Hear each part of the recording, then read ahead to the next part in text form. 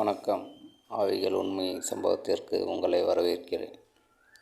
நான் உங்கள் விக்னேஷ்.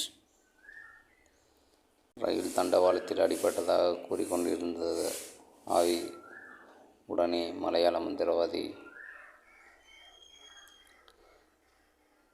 நீ எதற்காக இருந்தாய் என்று வினவிக் கொண்டிருந்தார். அதற்கு வாசுகி, நான் என் அப்பா திட்டியதால் கோபத்தில் தண்டவாளத்தில் வந்து ஒரு வேகத்தில் தான் படுத்திருந்தேன். பிறகு ரயில் வருகிறது என்று பயந்து கொண்டு தள்ளி வந்துவிட்டேன்.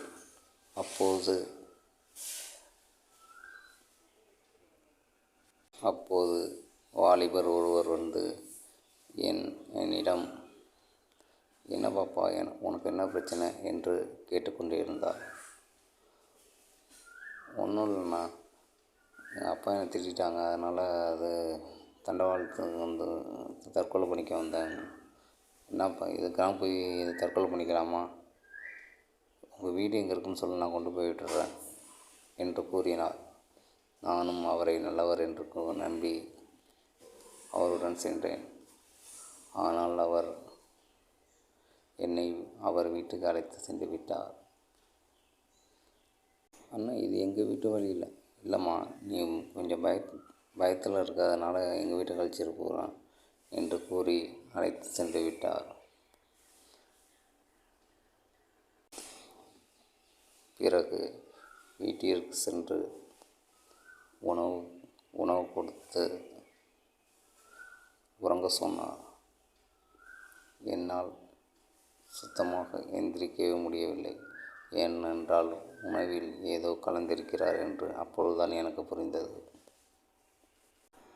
இரவு முழுவதும் என்ன நடந்தது என்று எனக்கு தெரியவில்லை. காலையில் எழும்போது என் உடல்கள் மிகவும் வலி மற்றும் வேதனையை அடைய செய்திருந்தது. அப்பொழுதுதான் புரிந்தது, இவன் ஒரு அயோக்கியன் என்று. நான் உடனே என் ஆடைகளை உடுத்தி கொண்டு என் வீட்டு பக்கமாக ஓட சென்றேன். அப்பொழுது என்னை வழிமறித்து மீண்டும் என் முகத்தில் மயக்க மருந்து ஸ்ப்ரே அடித்தான். நான் உடனே மயங்கி விழுந்து விட்டேன்.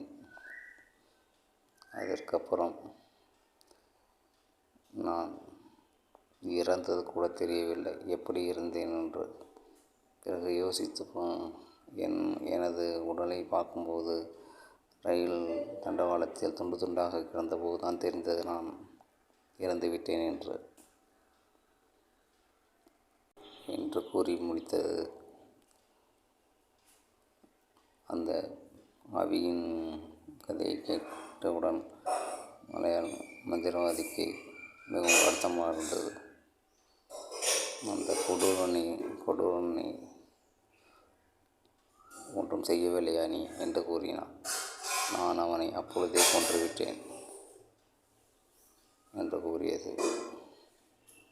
அவனுக்கு தக்க தண்டனை கொடுத்து விட்டேன். சரி, உனது வேலை தான் முடிந்துவிட்டது. இந்த பையனை எதுக்கு ஆட்கொண்ட? இவன் எனக்கு பிடித்தமான மீன் உணவை சாப்பிட்டு வந்ததால் இவனை நான் பிடித்து கொண்டேன் என்று கூறியது.